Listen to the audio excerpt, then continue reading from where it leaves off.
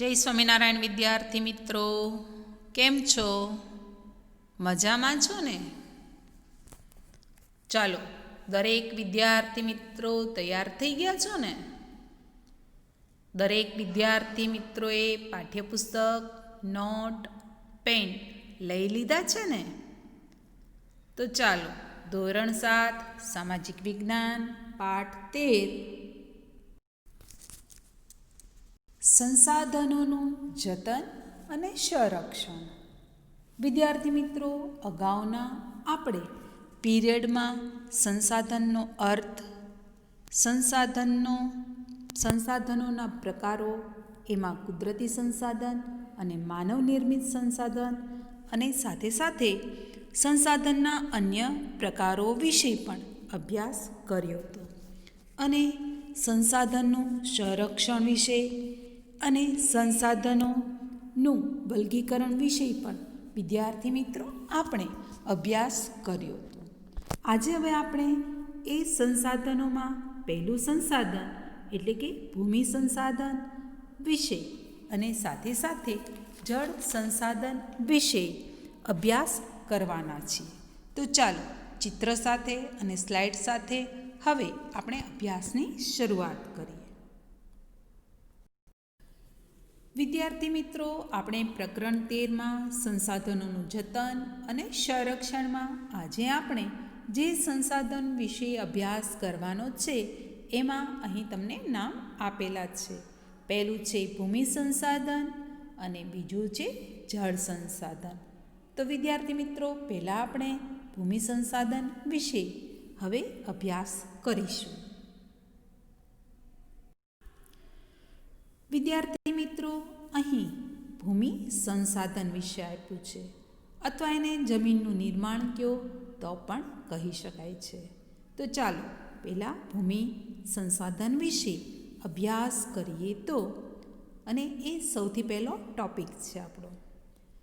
જમીન નિર્માણ સામાન્ય રીતે ભૂ સપાટીનું ઉપરનું પડ છે, જેમાં વનસ્પતિ ઉગે છે. તેને આપણે જમીન કહીએ છીએ. અને વિદ્યાર્થી મિત્રો, આપણે જ્યાં રહીએ છીએ, મકાન બાંધીએ છીએ, ખેતી કરીએ છીએ, કારખાના અને મિલો આપણે જ્યાં બાંધીએ છીએ, તો આપણે શેના ઉપર બાંધતા હોય? તો તમે તરત કહેશો કે આપણે જમીન ઉપર એ બાંધીએ છીએ. જમીન એ પૃથ્વીના પોપડા પરનો અનેકવિધ કણોનું બનેલું એક પાતળું પડ હોય છે. આ ભૂમિ આવરણમાં ખડકોના નાના મોટા ટુકડાઓ, કાંકરાઓ, માટીની રજ કે જે અજૈવિક છે તેને રેંગોલિથ તરીકે ઓળખવામાં આવે છે, જેમાં ખનિજ દ્રવ્યો પણ હોય છે. એ પછી તેમાં જૈવિક દ્રવ્યો એટલે કે હવા અને પાણી ભળતા એ જમીન બને છે, અર્થાત જમીનનું નિર્માણ થાય છે. હવે વિદ્યાર્થી મિત્રો, આપણે જમીનનું નિર્માણ કેવી રીતે થાય છે એ અહીં તમને એક ચિત્ર આપેલું છે, અને એ ચિત્રના આધારે આપણે હવે અભ્યાસ કરીએ. જેમાં આપણે આબોહવાની અસરના કારણે પૃથ્વી પરના ખડકોનું ખવાણ થવાથી તેમાંથી ખનિજ દ્રવ્યો છૂટા પડે છે અને જમીન બને છે. જ્યારે બીજી તરફ જોઈએ તો બીજી તરફ આબોહવાની અસરથી વિવિધ વનસ્પતિ અને પ્રાણીજન્ય અવશેષો સડવાથી તેમાંથી જૈવિક દ્રવ્યો છૂટા પડે છે. આમ ખનિજ દ્રવ્યો અને જૈવિક દ્રવ્યોમાં હવા અને પાણી ભળતા જમીન નિર્માણ પામે છે. તો વિદ્યાર્થી મિત્રો, આ ચિત્રને આપણે યાદ રાખીશું તો સરળતાથી જમીન નિર્માણની પ્રક્રિયા તમને યાદ રહી જશે. હવે વિદ્યાર્થી મિત્રો આપણે જમીનના પ્રકાર વિશે જોઈએ. ભારતીય કૃષિ સંસાધન પરિષદ એટલે કે Indian council of agriculture research, જેનું ટૂંકું નામ ICAR, દ્વારા ભારતની જમીનને કુલ 8 પ્રકારમાં વહેંચવામાં આવી છે. હવે વિદ્યાર્થી મિત્રો તમને એમ થશે કે 8 પ્રકાર એ કયા કયા છે? તો અહીં તમને ચિત્ર દ્વારા હું એ જમીનના પ્રકારો દેખાડીશ. પહેલું છે કાંપની જમીન, જેનું તમે વિદ્યાર્થી મિત્રો અહીં ચિત્રમાં જોઈ શકો છો. બીજું છે રાતી અને લાલ જમીન, તે પણ તમે વિદ્યાર્થી મિત્રો ચિત્રમાં જોઈ શકો છો.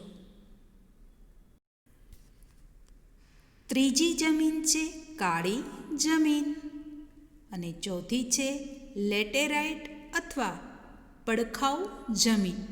આ બંને જમીનના ચિત્રો તમે વિદ્યાર્થી મિત્રો અહીં જોઈ શકો છો.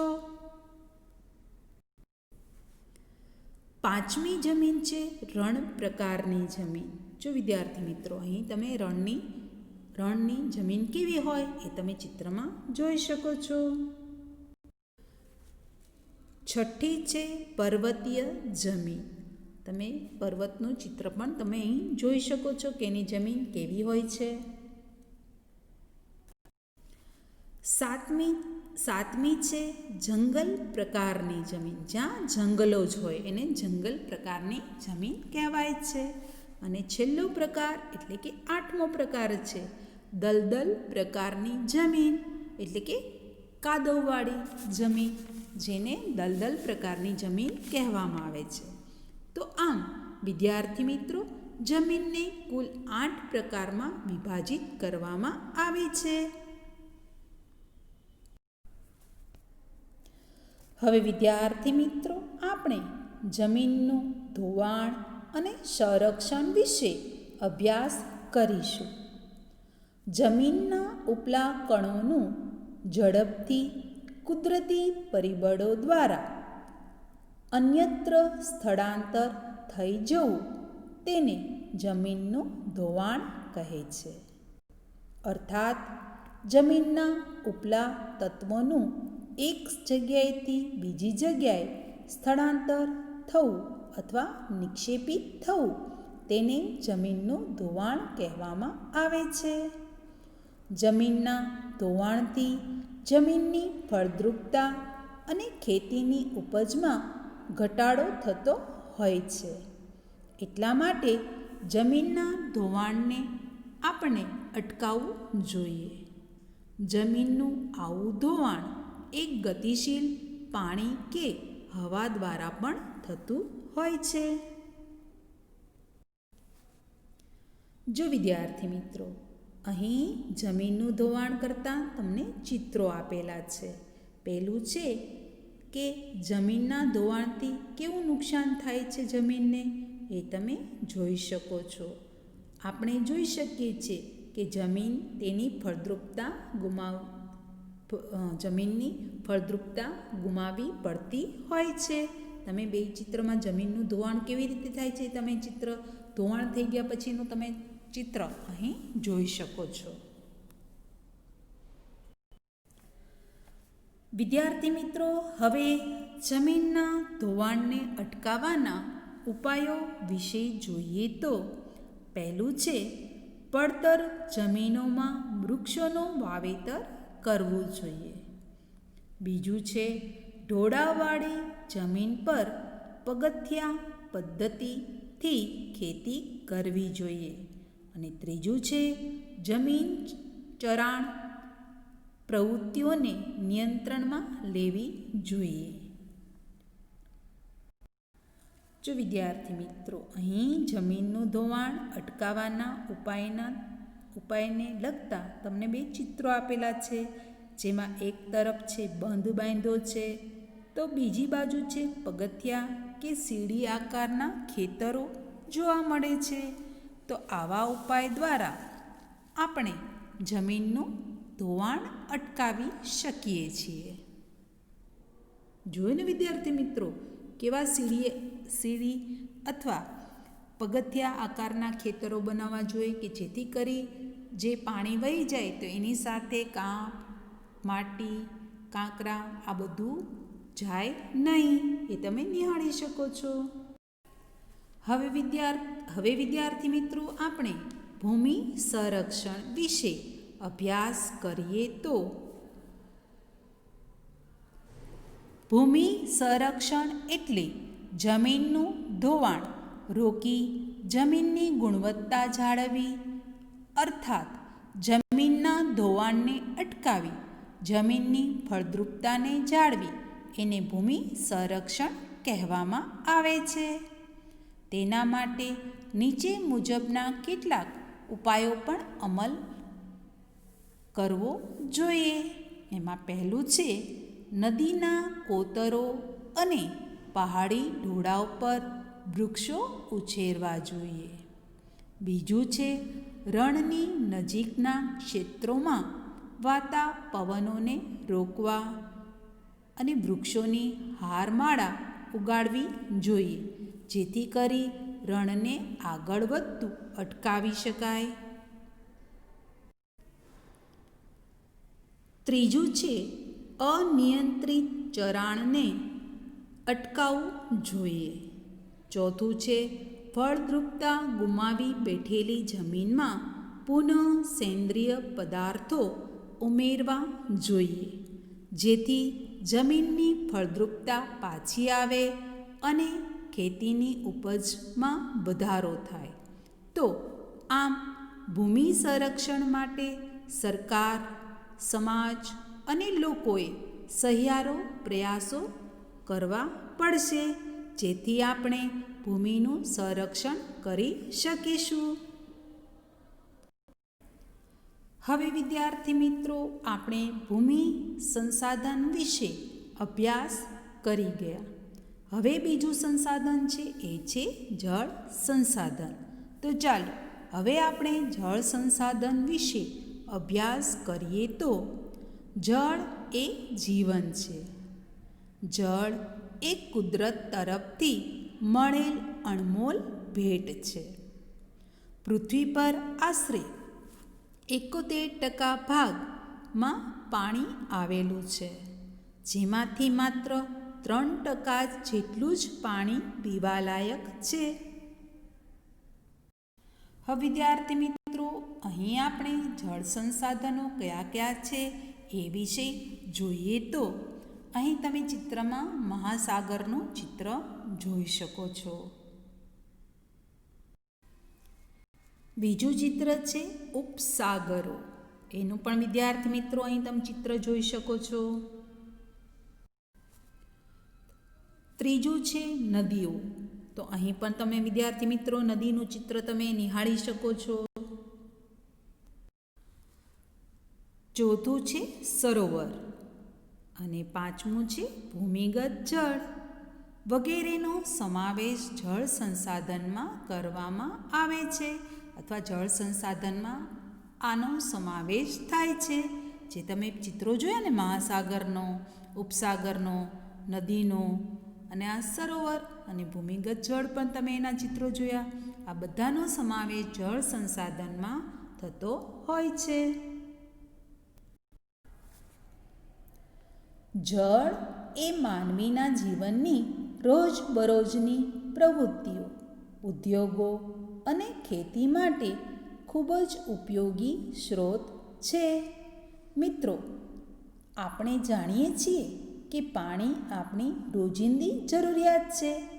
આપણા રોજિંદા જરૂરિયાતમાં તેનો અગ્રસ્થાનમાં સમાવેશ થાય છે.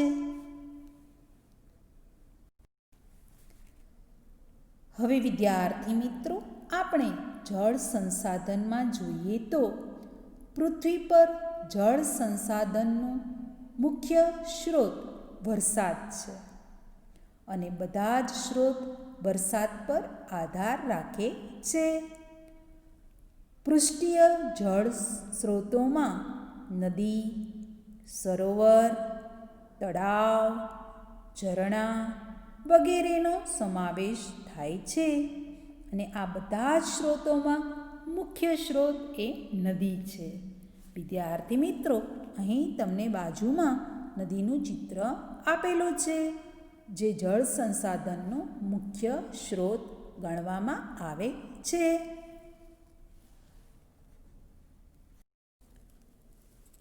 હવે વિદ્યાર્થી મિત્રો, આપણે જળ તંગી વિશે અભ્યાસ કરીએ તો વધતી જતી વસ્તી માટે અનાજની વધતી માંગ, રોકડિયા પાકોનું વધુ ઉત્પાદન, શહેરીકરણ અને ઊંચા જીવન ધોરણના પરિણામે પાણીની માંગ નિરંતર વધતી જાય છે. જ્યારે બીજી તરફ હાલમાં આપણા દેશમાં ઘણા બધા ભાગોમાં જળ તંગીનું સંકટ પણ વધતું જાય છે. આજે પણ આપણા દેશમાં ઘણા બધા ભાગોમાં સિંચાઈની સગવડોનો અભાવ પણ જોવા મળે છે. પેય જળની અછત પણ જોવા મળે છે. વિદ્યાર્થી મિત્રો, તમને એમ થશે પેય જળ એટલે શું? તો પેય જળ એટલે પીવા લાયક પાણી. એને આપણે પેયજળ તરીકે ઓળખીએ છીએ. વર્તમાન સમયમાં ભૂમિગત જળને ટ્યુબવેલ દ્વારા બહાર કાઢતા ભૂમિગત જળસ્તર નીચું ગયું છે. આજે દેશને પાણીની ઘટતી જતી ઉપલબ્ધતા અને વધતી જતી અછત જેવી ગંભીર સમસ્યાઓનો સામનો કરવો પડી રહ્યો છે.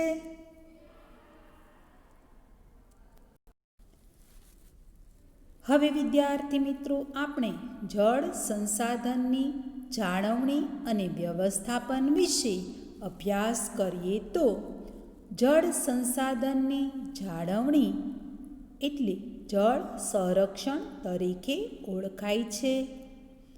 આપણે સૌ જાણીએ છીએ કે ઉપલબ્ધ જળ મર્યાદિત માત્રામાં છે અને તેનું વિતરણ પણ અસમાન છે. આજે જળ પ્રદૂષણની પણ ખૂબ મોટી સમસ્યા છે, જેથી પાણીનો વિવેકપૂર્ણ ઉપયોગ કરવો જોઈએ અને તેની જાળવણીના ઉપાયો પણ હાથ ધરવા જોઈએ. હવે વિદ્યાર્થી મિત્રો, આપણે જળ સંરક્ષણ માટેના સામાન્ય ઉપાયો વિશે જોઈએ તો વધુમાં વધુ જળાશયોનું નિર્માણ કરવું જોઈએ. ભૂમિગત જળને ઉપર લાવવા માટેના પ્રયત્નો કરવા જોઈએ. પછીનું છે નદીઓના પાણીને રોકીને જળ સંચયન કરવાની જરૂર છે. અને છેલ્લું છે વરસાદી જળને એકઠું કરવાના ઉપાયો આપણે હાથ ધરવા જોઈએ. જેમ કે બંધારા તૈયાર કરવા, શોષકૂવા બનાવવા, ખેત તલાવડી વગેરેનું નિર્માણ કરવું જોઈએ. અહીં વિદ્યાર્થી મિત્રો, બંધારા તૈયાર કરવાનું તમને ચિત્ર આપેલું છે, શોષકૂવા બનાવવાનું પણ ચિત્ર આપેલું છે અને ખેત તલાવડીનું કેવી રીતે નિર્માણ કરવું જોઈએ એનું પણ વિદ્યાર્થી મિત્રો અહીં તમે ચિત્રમાં જોઈ શકો છો ફોટો સાથે.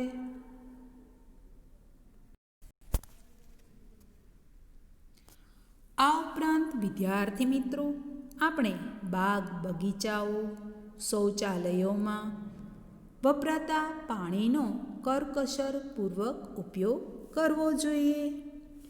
જળાશયો, નદીઓને પ્રદૂષણથી બચાવવા ભૂમિગત જળનો ઉપયોગ કરતા એકમો પર દેખરેખ રાખવી એ તાતી જરૂરિયાત છે.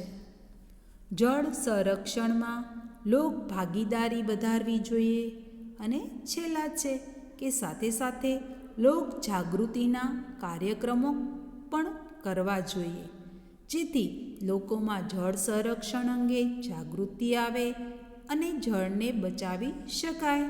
કારણ કે કહ્યું છે ને, જળ એ જીવન છે. તો વિદ્યાર્થી મિત્રો, આજે આપણે પાઠ 13 સંસાધનોનું જતન અને સંરક્ષણમાં આજે આપણે ભૂમિ સંસાધન વિશે અથવા જમીન નિર્માણ વિશે અભ્યાસ કર્યો. સાથે સાથે જમીનના પ્રકારો વિશે અભ્યાસ કર્યો અને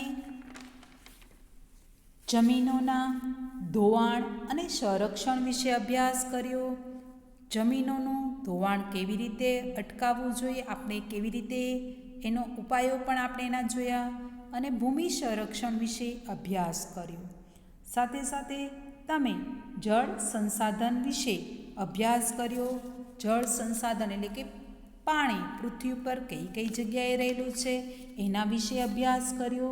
સાથે જળ તંગી વિશે અભ્યાસ કર્યો અને જળ સંસાધનોની જાળવણી અને વ્યવસ્થાપન વિશે અભ્યાસ કર્યો અને એમાં જળ સંરક્ષણ માટેના સામાન્ય ઉપાયો વિશે પણ વિદ્યાર્થી મિત્રો આજે આપણે અભ્યાસ કર્યો.